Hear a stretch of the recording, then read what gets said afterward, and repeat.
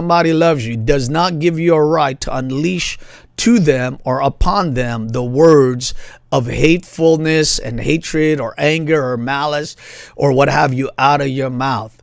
In fact, you should really consider who you're speaking to, especially if they love you. Some husbands think, I'll just say whatever it is I want to say.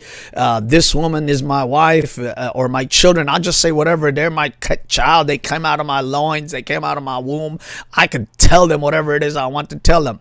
Well, the Bible says a brother, that's a person that you're connected to in a deep, meaningful way, who has been insulted is harder to win back than a walled city and arguments separate people like barred gates of a palace. Just consider that. Consider at the end, do you want this relationship with the person that you love and care for to continue? And if so, then you have to consider the words that are coming out of your mouth.